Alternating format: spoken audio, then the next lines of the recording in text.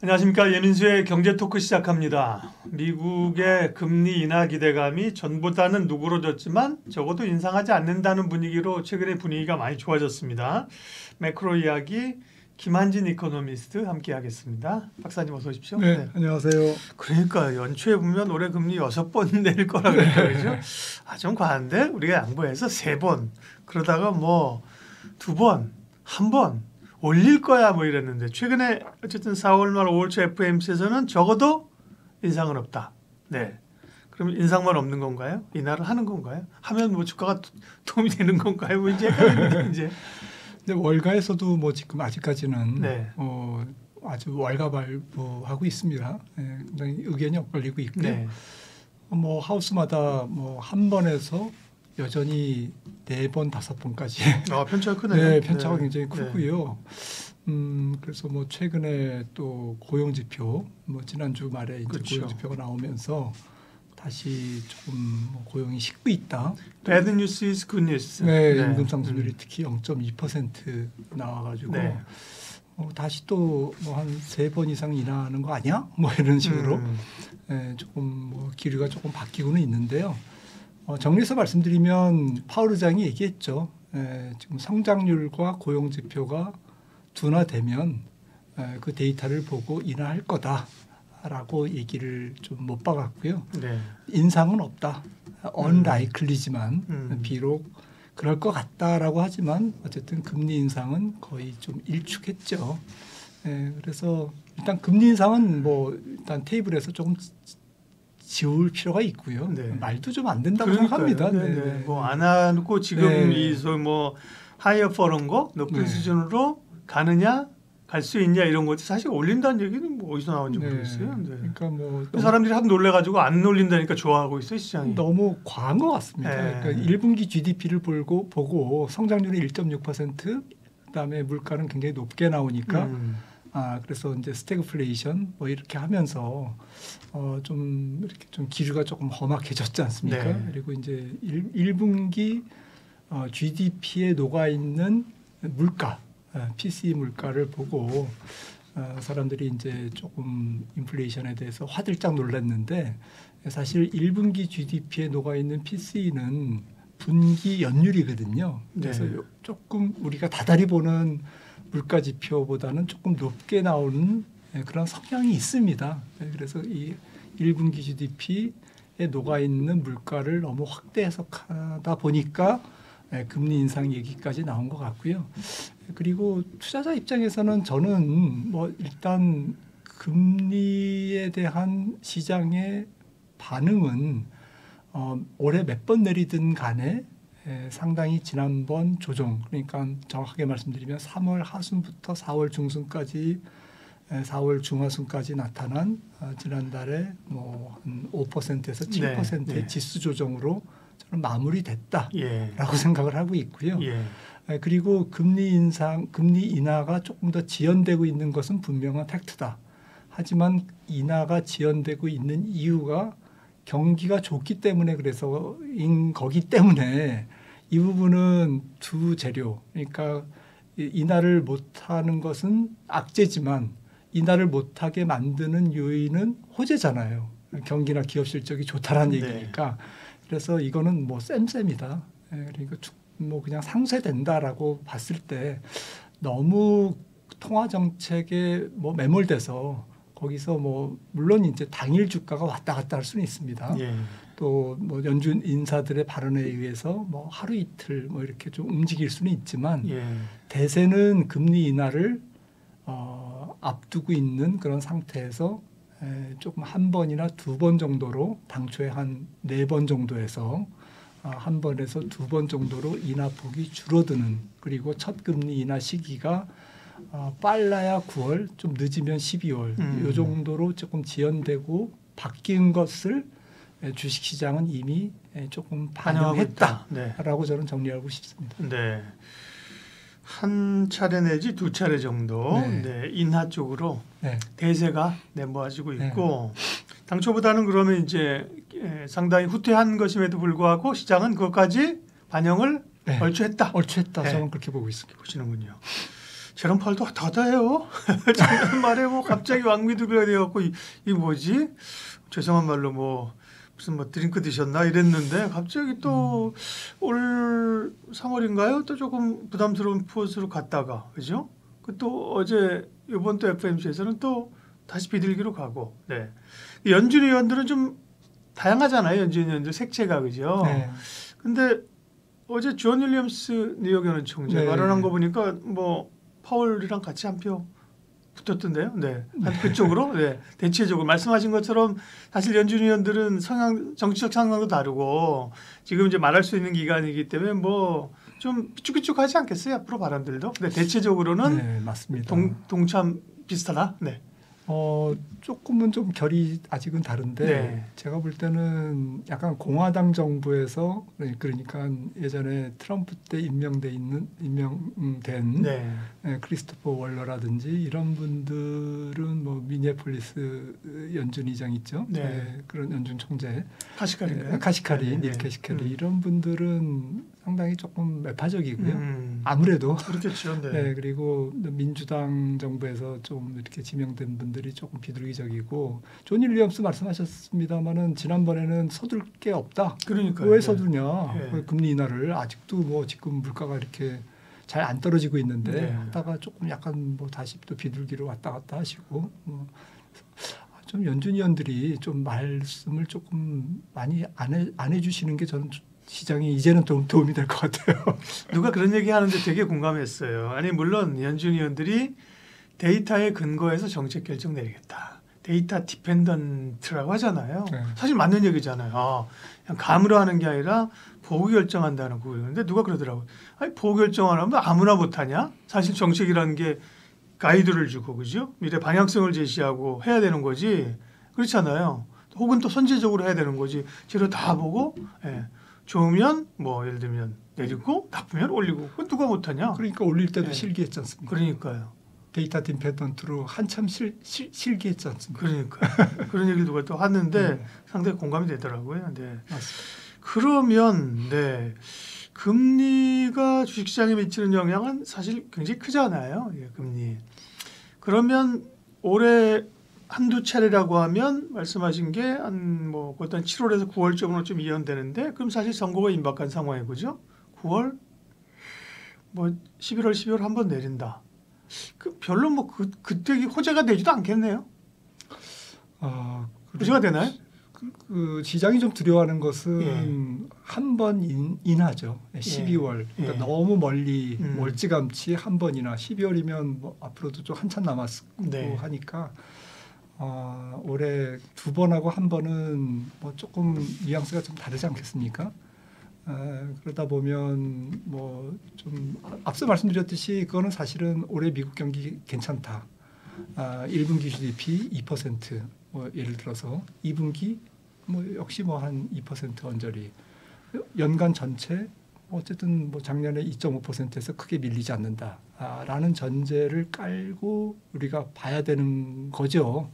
그렇다면 뭐 기업 실적도 뭐 꼭 지금 경기랑 같이 가는 것은 아니지만 시장 컨센서스 올해 전년 대비 S&P 500 EPS 증가율 한 11% 괜찮거든요.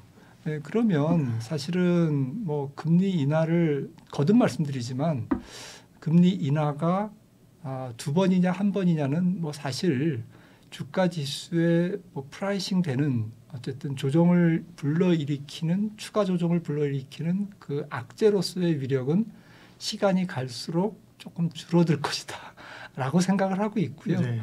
그래서 근데 이제 시장 심리죠. 투자자들의 심리가 그래도 9월에 인하하는 것과 9월마저도 인하를 안 하고 넘어가는 것과는 조금 이제 불안감, 뭐 투자 심리 쪽에서 조금 차이가 있다라고 생각을 합니다. 제가 방송에서 만나는 분들은 뭐 그럼에도 불구하고 7월 인하 가능성, 6월에 내린다는 분도 아직 있어요.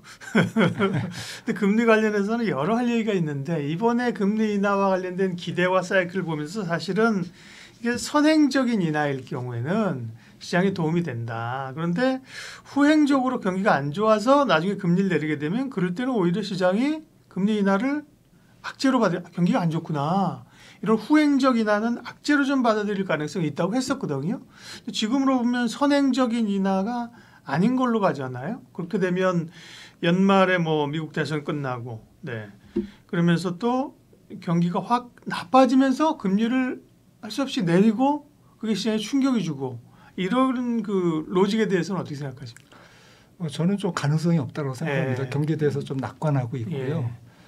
그러니까 지금 연준이 중시하는 뭐 분기마다 나오는 고용 비용 지수, 고용 비용 지수를 결정하는 것은 사실은 노동 시장의 수급이지 않겠습니까? 수요와 공급인데 이 부분이 지난 1분기 지지난주 정도에 나왔었죠. ECI라고 하는데 고용 비용 지수 1분기 데이터가 4.2%인데 굉장히 높거든요. 그러니까 이게 제가 계산할 때는 한 3%까지 떨어져야 연준이 금리를 내릴 수 있어요. 왜냐하면 3%라는 수치는요. 이렇게 보면 팬데믹 이전 2010년부터 이렇게 쭉 봤을 때 경기가 좋았을 때 한 3%였거든요. 네. 지금은 내려왔는데도 지금 4.2%예요. 그러니까 경기가 지금 노동시장이 아직까지는 식지 않은 거예요. 너무 뜨거운 데서 조금 식구는 있어. 근데 완전히 식은 건 아니에요. 아직도 따끈따끈해요. 네. 노동시장이. 그래서 4.2에서 예를 들어서 이 고용비용지수가 한 3%까지 1%포인트 남짓 떨어지는 데까지 얼마나 걸릴까를 생각을 해보면 제 생각에는 한 3, 4개월 걸릴 것 같아요. 그러니까 한 분기 반 정도는 걸려야 될 것 같아요. 네. 그러니까 조금 보수적으로 보면 2분기와 3분기 ECI를 받아보는 그 시점에 연준은 금리를 내릴 수 있을 것 같아요. 그러면 사실은 9월이 넘어가거든요. 네. 9월이 그 3분기니까요. 그러면 결국에는 ECI가 충분히 내려온 다음에 금리를 내린다면 올해 12월 한 번 금리 인하가 가능하다라는 결론이 나옵니다. 그래서 이제 월가에서도 그래서 한 번 쪽으로 주장하는 하우스가 있는 거고요. 다른 쪽은 이제 지금 말씀하셨듯이 야 경기가 그렇게 완전히 식은 다음에 내리면 늦다. 그러니까 이게 조금 내려오는 게 확인되면 2분기 ECI를 보고 내리면 된다라는 거죠. 2분기 ECI는 언제 나옵니까? 7월 말에 나옵니다. 그러니까 9월 인하가 가능하다라고 이제 지금 사람들은 보고 있고요. 제가 그냥 논리를 단순화해서 네. ECI를 노동비용 지수를 말씀드리는데 어쨌거나 다달이 나오는 고용지표가 적어도 한 두세 달치는 더 받아봐야 연준은 아마 7월 말에 9월에 내릴지 안 내릴지를 결정할 것 같습니다. 네. 마지막으로 이제 다른 나라들 상황만 좀 점검해 보면요. 네. 일본은 뭐 지금 내리는 게 아니라 금리를 올린다 그러는 말만 올린다 그러면 안 올리고 있는 거고, 네. 유럽은 지금 뭐 6월부터 내릴 기세잖아요. 유럽은 금리를 내릴 환경이 됐는가? 또 유럽이 내린다고 하면 결국은 미국은 안 내리고 유럽만 내리게 되면 유로 약세 달러 강세로 가는 거네요. 강달러기죠. 우리는 미국이 못 내리면 어쨌든 우리는 인하 시기가 우리도 계속 늦춰진다고 봐야 되는 거죠. 네, 유럽은 사실 약간 디플레이션적인 상황이고 그러니까 성장률도 지금 그냥 그대로 있지만 뭐 굉장히 낮습니다. 0.6에서 0.8% 올해 유로존 전체 경제 성장률이요. 그렇게 전망되고 있고 독일은 0.3에서 0.4. 그러니까 거의 성장이 그냥 멈춘 상태에서 이렇게 잔잔하게 약간 디플레이션적인 그런 상황이 전개되고 있기 때문에 물가도 많이 떨어지고 있거든요. 영국도 마찬가지고요. 그래서 유로존은 ECB가 지금 기준금리가 4.5%인데 아마도 6월에 무조건 금리를 내릴 것 같습니다. 그래서 유로화 약세, 달러 강세가 올해는 조금 뒤바뀌기는 어렵다. 그러니까 달러가 조금 강보합, 최소한 떨어지더라도 그렇게 많이 떨어지지는 않겠는데 이렇게 지금 관측이 되고 있고요. 우리나라는 사실 금통위 지금 일정을 보면 연준이 7월에 내려야 우리 금통위는 한 2번 정도 인하가 가능한 그런 구도로 가고 있고요. 왜냐하면 우리는 금통위가 연준이 만약에 7월 30일을 내리면 8월 22일 한 번 더 내리고 또 마지막 11월 28일 금통위에서 한 번 더 내릴 수가 있거든요. 하지만 만약에 연준이 7월에 금리를 못 내리고 9월은 정치적인 부담 때문에 손을 못 댄다. 그래서 12월에 내린다. 그러면 우리나라 금리 인하가 올해 없을 수도 있습니다. 네. 그러니까요. 다들 좀 금리를 대체로는 좀 떨어지기를 일반인들이 바라지요. 뭐 사실은 집산분들도 담보대출 이런 걸 많이 가지고 있기 때문에 그렇고, 예, 물론 뭐 이자 비용 받으시는 분들은 오르시길 원하겠지만 자영업자들도 그렇고 뭐 다들 내리기를 원하는데 쉽지는 않네요. 예, 연준의 금리 인하가 언제 어느 정도로 속도로 진행될 것인가 논의했습니다. 환율이 조금 떨어지는데 1,300, 뭐 80원, 60원 그래요. 야, 이렇게 1,300원 후반대에서 그죠? 1,400원 가는 이런 이게 굉장히 이렇게 오래 가는 것도 저도 되게 이례적인 것 같은데요. 일단 우리 원화가 이렇게 약세인 환율 레벨이 높은 근본적인 이유는 어디 있는 겁니까? 뭐 글로벌 달러가 좀 강세 기조이기 때문에 예. 그런 거죠. 올해는 뭐 달러 약세를 좀 많은 분들이 점쳤거든요. 네. 작년에는 연준이 금리를 뭐 다른 나라보다 좀 너무 큰 폭으로 올렸기 때문에 작년 7월까지 올렸죠. 그래서 지금 10개월째 동결을 보이고 있는데, 그래서 올해는 이제 그 금리 인상에 따른 달러 강세가 마무리되고 약세로 갈 것이다라고 얘기했는데, 작년 7월까지는 연준이 금리를 많이 올려서 강세. 그리고 그 이후부터 작년 하반기부터 지금까지는 앞으로 연준은 좀 적게 내리고 다른 나라가 좀 많이 내릴 거다. 앞서 일부에서도 말씀드렸지만. 그런 앞으로의 통화 정책의 행보에 조금 그 국가별 차이, 특히 유로존과 미국의 차이 이런 부분들이 좀 달러 강세를 만들고 있고요. 뭐 두 가지 이유인 거죠. 그 배경은 연준이 금리를 앞으로 유로존보다는 조금 적게 내릴 수밖에 없는, 조금 천천히 내릴 수밖에 없는 그 이유는 물가와 이제 성장률인데. 물가와 성장률이 유로존은 지금 좀 약하고요. 미국은 아직도 강하고 그래서 미국 경제가 왜 유로존이나 다른 나라보다 다른 선진국보다 조금 강하냐 이렇게 봤더니 좀 태생적으로 강하다. 그리고 지금 생산성이 혁신되고 있다. 그리고 온셔어링 정책이 미국의 어쨌든 기업들의 투자를 불러일으키고 있다. 이런 부분들이 복합적으로 작용하고 있는 것 같습니다. 지금 독일과 미국의 10년물 만기 금리 차이가 거의 200bp 차이가 나는데, 그것은 거의 한 1년 전에 100bp 차이보다 1%포인트 더 올라간 금리 차이가 미국이. 네, 거기도 유럽이 낮고 미국이 높은 거죠. 거기랑 같이. 네. 예. 지금 뭐 독일의 금리는 2.5%고 네. 미국은 지금 4.6%니까요. 네. 5%니까요. 그다음에 기준금리는 미국은 지금 5.5고 유로존은 지금 4.5인데 네. 100bp 차이지만 앞으로 아까 말씀드렸듯이 더 벌어진다. 네, 더 벌어진다. 미국은 적게 내릴 거고 유로존은 많이 내릴 거다. 이런 부분들이 시장에 투영되고 있습니다.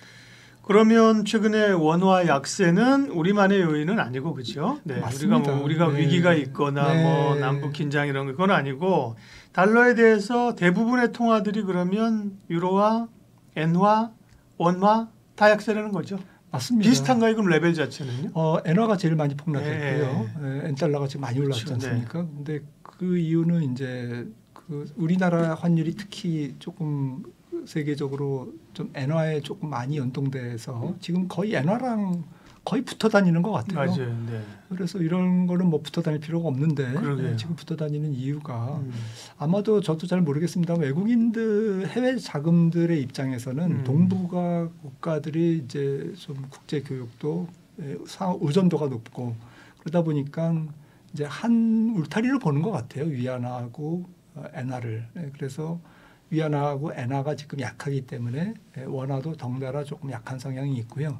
굳이 우리나라 고유의 원화 약세 요인을 꼽는다면 조금 확대 해석하는 건지는 모르겠습니다만 우리나라의 전체적인 좀 성장 동력의 약화 이런 뭐 약간 긴 호흡에서 우리나라 경제에 대한 조금 뭐 이렇게 약간 그 의문의 시선 뭐 이런 것들도 원화 약세에 알게 모르게 조금 작용되지 않을까. 너무 확대 해석하는 건지 모르겠습니다. 그렇게 보고 있습니다. 그 환율 전망 좀 하겠습니다. 환율 전망이 좀 어려워요. 옛날에 사실 그 좀 오르면 이제 어느 정도 레벨까지는 연말에 올해 이렇게 간다 그랬는데 요즘은 뭐 계속 뭐 우상향이니까요, 그죠? 1,400원 일시적으로 찍었고 뭐 1,360원 지금 60원인데요. 사실은 2023년 1월 때 코로나 때인데 이때는 1,210원. 와. 네. 이때까지 갔었거든요. 1,210. 그때까지는 아닌데 통상은 우리가 한 심정적으로 보면 한 1,200원 중후반, 1,300원 네. 여기서 움직여야 되는 거 아닌가요? 앞으로 전망은 어떠세요? 네. 저는 조금 옛날로 돌아가기는 어려울 것 같아요. 결론적으로 그러니까요. 말씀드리면 엔화도 137엔 정도가 좀 한 140엔 살짝 낄 수는 있는데 네. 그 이하로 가기는 좀 어려울 것 같다라는 생각이고 원달러도 한 1,300원 초반대 그 정도는 뭐 한 1,300원 정도는 네네. 갈 수 있지만 1,200대를 후반으로 조금 가기에는 만만치 않은 좀 저항이라고 그럴까요? 이런 게 좀 있을 거라고 생각을 합니다. 그렇게 보는 이유는 네. 저는 좀 다른 이유에서 음. 달러 강세를 지금 보고 있거든요. 뭐냐면은 전 세계 통화가 금 대비 다 평가절하되고 있어요. 근데 조사를 해봤더니 2013년 이후에 제일 많이 평가절하된 금 대비 네. 금을 하나의 뭐 이렇게 환율로 보자고요. 네, 네, 네. 그러면 엔화가 가장 그 금 대비 많이 평가절하됐고요. 그러니까 엔화 표시 금 가격이 제일 많이 올랐고요. 그 다음이 2013년 기준으로 유로화가 금 대비 두 번째로 전 세계 평가절하가 많이 일어났고 달러는 지금 2013년 대비로 한 1.6배밖에 평가절하가 안 일어났습니다. 그러니까 달러 표시 금은 1.6배 올랐고요. 말씀드린 대로 엔화 표시 금은 2.6배가 올랐습니다. 거의 3배 가까이 올랐습니다. 그러니까 지금 뭘 말씀드리려고 하는 거냐면 2013년부터 지금까지 한 10년이죠. 10년 기간 동안 전 세계 통화가 너나 할 것 없이 다 이렇게 많이 풀렸다는 거죠. 그런데 사람들이 생각해 보는 거죠. 달러만 괜찮고 딴 게 약한 게 아니라 예. 금에 비교하면 달러까지 포함해서 다 약한데 네. 그러니까 전 세계가 너무 이제 재정 정책도 예. 이제 완화적으로 하고 통화 정책도 그렇죠. 완화적으로 갔는데 네. 지금 생각해 보는 거죠. 네. 끝까지 외환적으로 안정된 국가가 어느 국가일까? 막말로 말씀드리면 미국은 외환 위기가 일어날 확률은 0%입니다. 네. 찍어내면 되는 거죠. 네. 다른 나라는 위험할 수 있어요. 네. 그래서 이런 측면에서 환율 시장이 누가 못났냐라는 게임에서 그러니까. 달러가 제일 적게 못났다. 예. 말이 이상하네.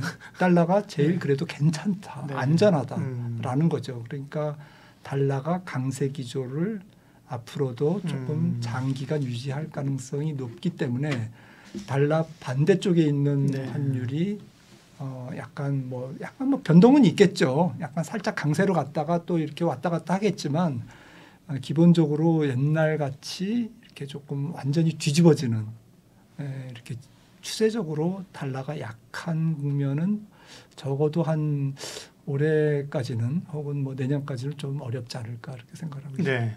말씀하신 것처럼 전 세계가 뭐 돈을 풀었기 때문에요. 그리고 이제 풀 수밖에 없었던 이유가 이제 코로나가 있었고요. 맞습니다. 네. 그러면서 통화 가치가 다 떨어진 건데요. 네.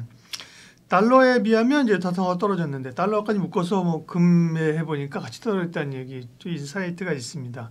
그러면 금을 살까요? 비트코인을 사야 되나요? 그런데 그렇게 했는데 금도 물론 많이 올랐지만 그렇다고 금이 아주 상당히 스탠다드로 견고하고 투자자로서 막 각광받고 뭐 또 그렇지도 않은 거예요. 자산으로서는 아마 작년에 제일 많이 오른 게 비트코인일걸요. 네. 네.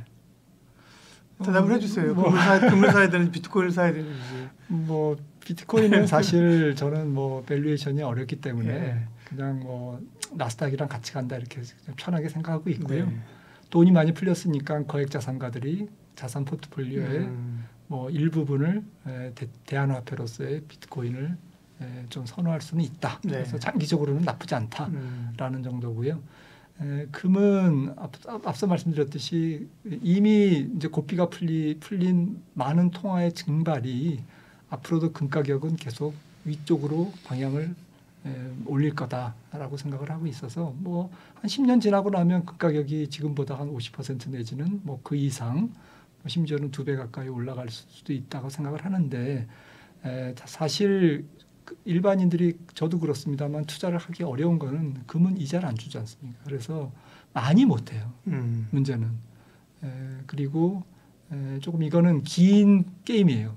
금은 지금 최근에 많이 뭐 단기간에 많이 움직여가지고 약간 코인하고 금을 이렇게 동급으로 놓는데 금은 이렇게 뒤돌아보니까 이렇게 많이 올랐어 이렇게 그냥 알게 모르게 오르는 자산이지 이게 암호화폐처럼 이렇게 뭐 이렇게 변동성이 큰 자산은 아니라고 저는 생각하고 있거든요. 그래서 이거는 시간과의 싸움이고 좀 긴 호흡에서 5년, 10년 이렇게 가져가실 분들은 뭐 나쁘진 않다 그런 정도로 말씀드릴 수 있겠습니다. 네. 또 비트코인도 워낙 레벨이 높아가지고요. 7만 달러 갔다 6만 달러 가는데 보니까 $10,000 계산하면 우리 돈으로 1,300만 원이잖아요. 그러니까 그죠?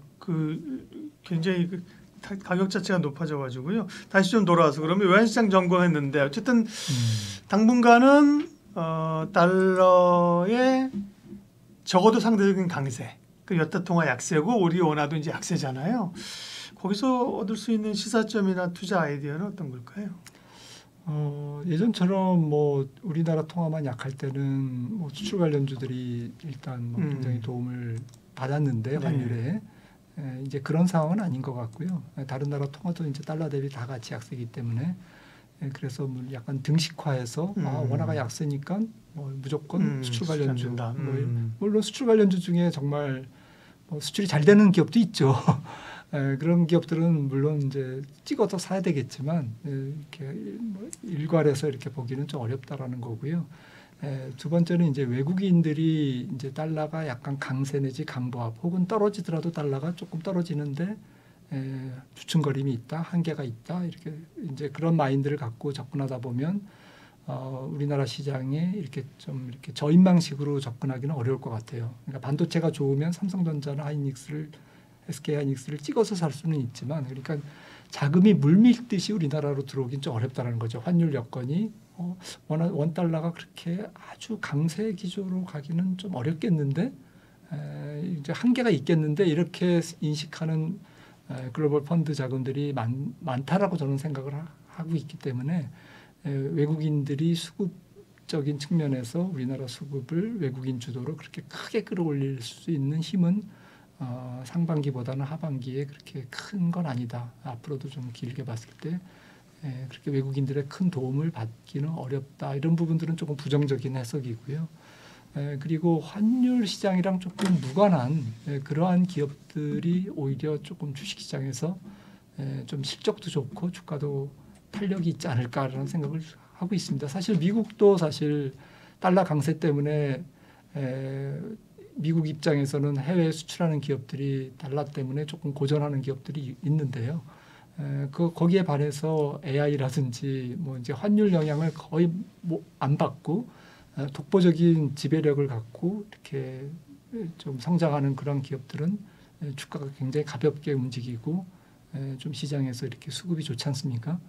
그런 쪽에서 아이디어를 찾는다면 환율에 조금 무관한 주식, 환율 그거에 연연해 하지 않고 일단 뭐 잘 팔려 뭐 그런 수요가 많아 이런 섹터 쪽에 조금 더 초점을 두시는 게 좋지 않을까 생각을 합니다. 네.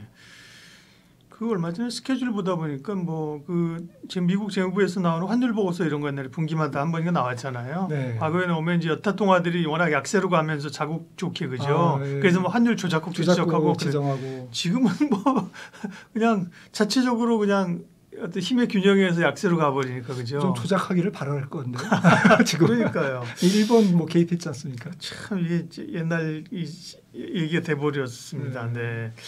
그런 거 보면 또 하나만 좀 약간 여담식으로 중국은 사실 그런 위안화를 국제화하려고 상당히 노력을 했었잖아요. 주변국들에게 채권도 주고 막 이러면서 그죠. 그러면서 이제 미국과의 어떤 글로벌 통화 패권 전쟁 이런 것도 좀 있었거든요. 물론 거기 한 축으로는 지금 가상화폐나 이런 또 이 통화의 디지털화 뭐 이런 것도 있어요. 그런 거와 관련해서 조금 뭐 생각하거나 인사이트가 있으면 좀 주세요. 지금 그냥 뇌피셜인데 중국 그 정부 공산당은 장기적으로는 지금 말씀하신 위안화의 패권을 노리겠죠. 네. 근데 위안화의 패권이 뭐 위안화 독립적으로 패권이 존재하는 게 아니고 경제력을 기반으로 해서 존재하기 때문에 중국의 경제력이 여기서 한 단계 더 테이크오프 이렇게 올라서려면 중국은 지금 올해 내년에 무엇을 해야 할까? 중국 지도부는 그런 측면에서 올해는 구조조정과 부채조정을 좀 확실하게 하고 가겠다라는 생각을 하고 있을 것 같아요. 왜냐하면 장기적으로 미국에 대항하기 위해서는 그리고 뭐 AI를 비롯한 첨단 산업 쪽에서 4차 산업 쪽에서 미국과 패권 경쟁을 하려면 사실은 중국이 보다 더 고부가와 제조업을 더 육성해야 되고 그다음에 수출도 중요하지만 내수가 탄탄한 그러니까 소득이 15억 인구를 기반으로 해서 자체적으로 돌아가는 약간 미국형 경제, 그러니까 거대 인구를 기반으로 한 미국형 내수 중심의 국가로 다시 이제 조금 구조를 개선해야 되는데 거기에 걸림돌이 지금 부동산 개발 관련 또 지방 정부와 관련된 이 부채 문제를 클린화, 조금 정리하고 가야 되는 필요성이 굉장히 절박한 거죠. 이걸 안 하고 가면 수술을 안 하고 그냥 뭐 그다음에 건강한 생활을 누리겠다라고 하는 것과 똑같거든요. 그래서 중국 지도부는 이걸 잘 알고 있기 때문에 제 생각에는 올해는 이제 양적인 성장보다는 이런 질적인 구조를 조금 개선시키는 작업들을 할 것 같고요. 그래서 올해와 내년도에는 위안화가 조금 약한 것을 용인할 거다. 그러니까 더 이렇게 두 단계 더 도약하기 위해서 한 발짝 조금 그 뒤로 물러서는 그러한 중국의 만만디 정책이라고 할까 이런 게 저는 깔려 있다고 생각을 하고 있고요. 그런 측면에서 올해와 내년도에는 조금 위안화도 약간 약세를 용인하지 않을까라고 생각을 하고 있기 때문에 그런 측면에서도 우리나라 원달러가 좀 위안화의 약세 영향을 좀 피해가기는 어려울 거다라고 생각을 하고 있습니다. 네. 이렇게 국가 지도자들이 특별히 뭐 중국이나 이런 쪽이 말씀하신 구조조정 이런 걸 이제 해 나가야 견고한 성장을 할 텐데요. 오늘 기사 보니까 외신에 푸틴이 대통령 다시 또 취임하면서 2030년까지인가? 네. 시 주석도 2030년까지 아니에요. 지금 어떻게 그런 구조조정이나 이런 게 아니라 어떻게 하면 계속해서 정권 연장을 하면서 계속 장기 집권을 할까 뭐 이런 생각들만 빅브라더들이 하는 것 같아요. 그렇죠. 그거는 뭐 체제 문제고 약간 뭐 전 세계 저기에서는 좀 완전히 이단화 비슷하게 이렇게 되고 있는데 사실은 뭐 시 주석이 너무 제가 이렇게 시 주석 생각을 너무 이렇게 지레짐작하는 건지 모르겠습니다만 장기 집권하려면 경제가 안정돼야 되고 미국과의 패권에서 조금 이렇게 밀리는 모습을 보여주면 안 되는 거거든요. 그러려면 지금 뭘 해야 되는지. 그래서 아까 그런 취지에서 좀 지금은 이거를 다지고 가는 그런 전략을 아마 중국 지도부가 조금 하고 있었지 않을까라고 생각을 합니다. 중국 얘기는 여기까지 하겠습니다. 더 하게 되면 이제 나중에 박사님이나 중국이나 홍콩 못 들어갈 수 있어요. 다 검열한대잖아요. 취소하시겠습니까? 발언한 거? 삭제해드릴까요? 뭐 안 가고 말죠. 뭐. 예, 유동치는 외환시장 시사점과 투자 아이디어 정리해봤습니다. 금리가 생각보다 높은 상황이 계속 오래되는 그런 기조인데요. 투자자들은 어떻게 대응해야 될지 대응 전략을 시장적으로 섹터별로 또 말씀 나누겠습니다. 그러면 뭐 앞서도 얘기했지만 금리가 좀 내릴 수는 있지만 그렇게 팍팍팍 여러 차례 내려가지는 않는다. 그러면 소위 뭐 높은 금리의 장기화, 하이어 포 롱고 이걸 이제 좀 기억에 두고 있어야겠네요. 네, 저는 뭐 올해 한 번이나가 조금 더 확률이 높지 않을까 생각하고요. 12월에 그리고 내년도에는 한 3번 정도. 미국 경제를 그렇게 내년까지 나쁘지 않게 보고 있다라는 말씀하고 같은 얘기고요. 그러니까 작년에 미국 경제 성장을 2.5%, 올해 한 2%, 내년에 1.8%. 좀 그런 정도로 1.8%는 참고적으로 미국의 잠재 성장률입니다. 그러니까 적어도 내년 상반기까지는 미국 경제가 침체로 가지 않는다라는 거고요. 가더라도 내년 하반기 이후다라고 저는 생각을 하고 있습니다. 그렇게 보는 이유는 뭐 간단히 말씀드리면 좀 미국 경제가 좀 구조적으로 탄탄하다. 여기서 구조적이라는 것은 뭐 노동시장의 수급 문제부터 생산성이라든지 네. 또 AI에 대한 기업들의 왕성한 투자와 기업 수익 이런 부분들이 좀 뒷받침이 되고 있지 않나라는 생각이고요. 그렇다면은 사실은 2021년 초부터 시작된 미국 경제의 호황이 적어도 내년 한 2분기 내지는 3분기까지 지속된다라고 이제 보고 있기 때문에 한 60개월 정도 지속되는 거죠. 그렇다고 보면 뭐 그래도 굉장히 양호한 경기가 지속되기 때문에 금리를 조금 좀 천천히 또 적은 폭으로 내리더라도 시장이 받는 충격은 그렇게 크지 않을 것이다라고 저는 생각을 하고 있습니다. 그러면 이제 올해 한 번에서 두 번, 내년에 세 번 정도, 러프하게 한 네 번 정도 보면은 100bp지 않습니까, 그죠? 네. 네. 5번 보면 125bp인데 100bp를 잡으면 지금 5.25에서 5.5잖아요. 5.5인데 네. 100bp 내려봐야 4.5 4.5입니다. 네. 그건 좀 높은 레벨이죠, 그러니까. 높은 레벨이죠. 예. 원래는 뭐 시장에서 얼마 전까지만 해도 네. 뭐 3%대, 네, 네. 뭐 3%대 초중반까지 올해 한 4번, 5번, 그러니까요. 뭐 네. 심지어 6번, 내년에 한 4번 이러면 한 10번 내리는 거지 않습니까? 네. 그러면 뭐 3%가 아니라 뭐 2%대까지도 들어갈 수 있다라고 이제 좀 예상을 했는데 저는 그 생각은 지금 뭐 조금 팬데믹 이후에 조금 길게 보면 2008년 이후에 통화 정책, 통화가 굉장히 많이 풀렸다는 문제, 그리고 재정 지출이 뭐 팬데믹 이전 대비 지금 2배로 재정 지출이 진행되고 있는 이런 상황에서 너무 물가와 금리를 낙관적으로 보고 있다라고 이제 저는 생각을 하고 있고요. 그래서 이제 저는 많이 내려봤자 이번 금리 인하 사이클이지 않습니까? 올 하반기부터 언젠가는 시작될 이번에 미국의 금리 인하 사이클이 그 종착역이 기준금리가 몇 %냐라고 물어보신다면 저는 4%를 크게 하회하지는 않을 거다. 그러니까 3.75라든지 뭐 아주 낮게 봐도 한 3.5%가 거의 종착역의 마지막 점이다라고 생각을 하고 있는데 이전에 우리가 생각하는 저금리로 돌아가기는 쉽지 않다. 그렇죠? 3.5%는 사실은 예전에는 금리를 많이 올릴 때 상단이었거든요. 그렇죠. 그래서 이번에는 금리를 내렸을 때 하단이 그 정도밖에는 안 내려갈 거다라고 저는 생각을 하고 있습니다. 네. 대체로 그러면 고금리 이거든요. 적어도 중금리 이상의 고금리 환경인데 올해뿐만 아니라 내년에도 그러면 주식시장은 힘든 거 아닌가요? 보통 이제 금리하고 상관관계가 여기에 관계잖아요. 그래도 저는 그렇게는 안 보고 싶지 않은 게 조금 뭐 지금 사실은 최근 10년간 금리가 시장 금리를 기준으로 말씀드리면 미국제 금리가 0.5%에서 물론 팬데믹이라는 아주 이례적인 상황이었습니다만 1%라고 치죠. 뭐 1%에서 사실은 5% 가까이 올라오는 사이에서 주가는 무지막지하게 올랐지 않습니까? 그렇죠. 그 이유가 뭐냐? 과거에 보면은 사실 연준이 금리를 올리고 시장 금리가 올라갈 때 주가가 많이 올랐지. 금리가 내려가고 시장 금리가 내려가고 연준이 금리를 내릴 때 주가가 올라간 적이 있느냐 하라면 거의 드문 거고 확률적으로 뭐 금리 내린다는 건 환경이 안 좋다는 거잖아요. 팬데믹이 왔던 경기가 안 좋던 거죠. 기업이 부도가 나든 그래서 낮추는 거죠 사실. 그렇죠? 그래서 금리 인상이 악재다라고 하는 것은 저는 동의하기 어렵고요. 이전까지도 뭐 최근 10년간 금리가 무지막지하게 올랐는데 주가가 왜 올랐냐? 결국에는 미국 기업들의 이익이 무지막지하게 개선됐기 때문에 올랐지 않습니까?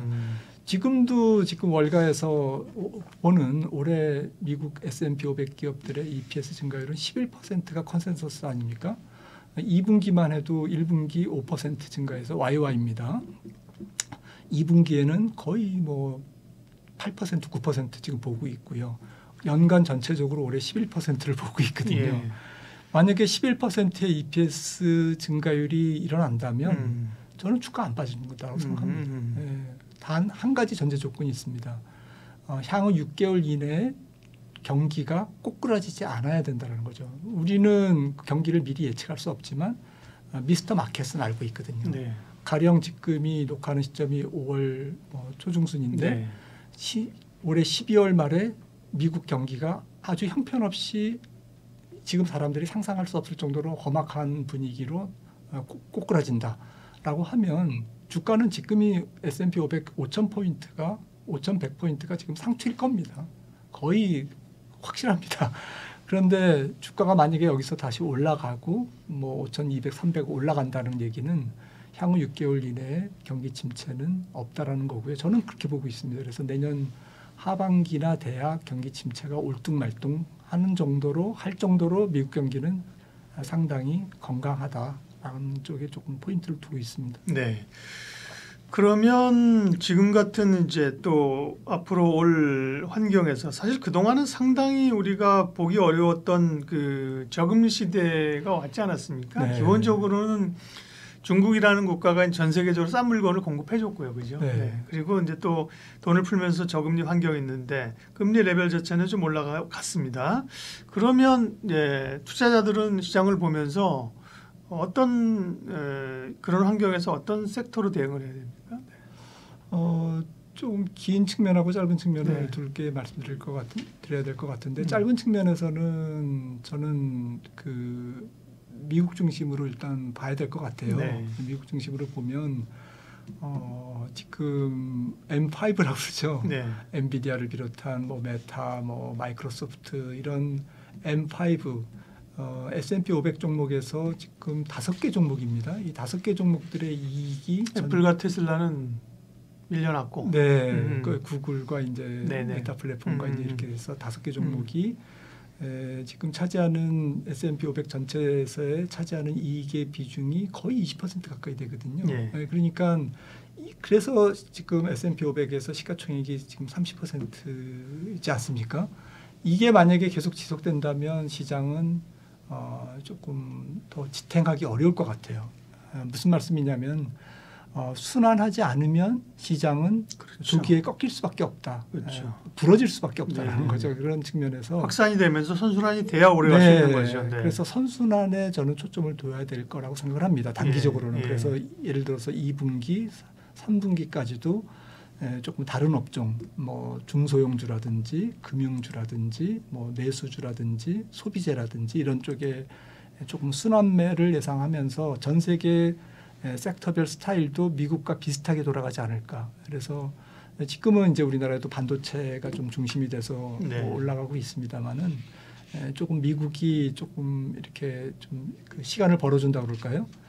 주식시장이 조금 안정된 모습을 보이고 이렇게 선순환을 보이면 우리나라 시장도 조금 이렇게 다양한 업종으로 또 중소형주까지 네. 이렇게 순환매가 돌 가능성이 높다라고 생각을 하는 게 이제 좀 단기적인 예. 예측이고요. 두 번째는 장기적인 관점에서는 그래도 만약에 M5 내지는 뭐 M10이 될 수도 있고요. 그러니까 AI를 비롯한 조금 첨단 혁신 성장 기업들의 주가가 조정을 받는다면 그거는 사야 되지 않느냐. 그래서 저는 그런 종목들이 조정받으면 조금 매수 기회로 접근하는 게 맞다라고 생각을 합니다. 네. 기본적으로는 이제 금리보다도 아까 말씀하셨지만 금리가 높은 레벨을 투자하는데 두려움을 가질 필요는 없다. 기업 실적들이 좋아지니까 그죠. 네. 그러면 뭐 기업 실적 좋아지는 쪽을 사야 되는 게 맞잖아요, 그죠. 네. 그쪽이 말씀하신 것처럼 이전에 M7 최근에 좀 압축된 M5 이런 쪽이란 빅테크네, 그죠. 이게 빅테크들 AI를 장착한 투자가 나는 거죠. 네. 이익 증가율은 여전히 M7이 높습니다. 네네. M5가 높은데요. 네. 가령 뭐 1분기만 해도 얘네들이 한 60% 증가율이거든요. EPS 증가율이 전년 대비. 근데 이게 60%에서 30%, 20%, 10%대로 떨어지거든요. 올 분기가 거듭할수록. 그런데 나머지 495개 종목, 이 M5를 제외한 S&P 500 종목에서 495개 종목들의 이익은 올 1분기가 마이너스 성장률입니다. 전년 네. 1분기 대비. 근데 2분기는 플러스 성장, 3분기는 계속 올라갑니다. 그 지점 미국 증시 고민이죠. 주가는 엄청 네. 오르는 것 같은데 사실은 몇 종목이 끌고 가는 쏠림 현상이거든요. 그러니까 착시죠. 나중에 굉장히 큰 변동성을 만들 수 있죠. 그러니까 여기서 만약에 M7 중심으로 더 올라간다 이러면 시장이 조기에 조금 끝날 수 있습니다. 과열이. 네. 그 얘기를 하려고 했던 건 아니고 기본적으로는 환경 자체가 미국 기업들이 돈을 잘 번다. 어쨌든 썸하면 그죠. 네. 그래서 그쪽이 보자는 거. 그러면 국내는요. 거기에 기댄 기업들 반도체? 네. 일단은 올해는 반도체가 실적주일 것 같고요. 네. 두 번째 실적주는 저는 방산주라고 생각을 합니다. 네. 그래서 반도체면 이제 또 뭐 그냥 두 종목 삼성전자, SK하이닉스만 있는 건 아니잖아요. 네. 그 밑에 이제 밸류체인에 여러 가지 뭐 부품 소재 장비 업체들, 반도체 장비 업체들이 있기 때문에 그런 기업들이 실적이 나쁘지 않은 것 같더라고요. 지금 전 세계적으로 일단 그쪽에 수요가 있는 거니까요. 왜 수요가 있느냐라는 것은 아마 시청자분들이 잘 아실 겁니다. 지금 AI 쪽에서는 일종의 그 16세기나 17세기, 18세기에 해양을 개척해서 식민지를 개척하는 것과 똑같거든요. 그래서 네. 깃발을 꼽아야 됩니다. 대항해 시대죠. 네, 대항해 시대. 대 AI 시대. 네, 그래서 네. 깃발을 꼽아야 되는데 깃발을 꼽으려면 일단은 배를 띄워야 됩니다. 그래서 그렇죠. 땅이 있을지 없을지는 그냥 가봐야 하는 그렇죠. 거예요. 네. 그래서 일단은 여기서 뒤지면 헤게모니 싸움에서 이게 앞으로 개고생을 한다. 속된 말을 써서 죄송합니다. 네, 네. 이거를 기업들이 본능적으로 알고 있기 때문에 무조건 투자하는 거거든요. 그래서 무조건 투자하다 보니까 관련된 수요가 있는 겁니다. 반도체하고. 그래서 이게 하드웨어 쪽에서 뭐 PC라든지 랩탑이라든지 이런 데 수요가 없는데도 불구하고 이쪽 AI 쪽의 수요가 지금 반도체 또 혹은 여러 가지 그런 칩들의 수요를 만들어가고 있지 않습니까? 그런 측면에서 이 수혜 기업들이 이게 조금 묵직하게 올해까지는 혹은 내년도에도 계속 이어질 가능성이 있다라는 측면이고 우리나라의 그런 기업들이 좋은 기업들이 또 소재 부품 장비 업체들이 많기 때문에 이런 기업들이 좋을 것 같고요. 두 번째는 아까 방산 말씀드렸는데 수주가 늘고 있습니다. 그래서 수주 베이스로도 애널리스트들이 평가한 거 보니까 지금 저평가돼 있다라고 하는 기업들이 뭐 다 방산 업체들이 다 그런 건 아닙니다만은 그렇게 이제 조금 추천을 많이 하더라고요. 증권사 애널리스트 분들이. 그래서 저도 좀 공감이 가는 리포트를 많이 봤고요. 그리고 이제 조금 이제 지금 전력 수요라든지 이런 부분들도 일단 실적을 앞으로 실적이 어떻게 될 건지를 알 수 있는 수주 베이스의 기업들이 지금 주가가 좋습니다. 그래서 지금 사람들은 약간 막연하게 좋아질 거야라는 거는 못 믿어요. 왜냐하면 금리가 높기 때문에 그거는 됐고 실적이 왜 좋아지는데 그러면 숫자로 나타내줘야 돼. 지금 실적은 이렇게 수주를 이렇게 많이 받아놔서 이게 앞으로 매출과 수익으로 연결됩니다라는 증거를 갖고 있는 기업들의 주가가 좋거든요. 그래서 그런 류의 주식들이 지금 말씀드린 그런 약간 수주 베이스의 기업들이 아닌가 생각합니다. 기본적으로 말씀하신 건 다 이제 실적입니다. 그렇죠. 네, 실적이 좋아지는 미국의 빅테크, 국내 반도체, 방위산업 말씀을 하셨고요. 그러면 어쨌든 우리가 금리 어쨌든 상당히 높은 레벨에서의 금리 수준의 시장 환경을 얘기했기 때문에 그런 점에서 보면은 금리가 높은 레벨이면 금융주들도 은행주들도 물론 뭐 PF 부실이라든지 정부에서 뭐 압박이라든지 뭐 이런 것들도 있지만 기본적으로 고금리 환경이면 금융주들도 좋은 거 아니에요? 저 PBR 효과도 있고. 네, 저 PBR 효과도 있고 지금 밸류에이션도 나쁘지 않고요.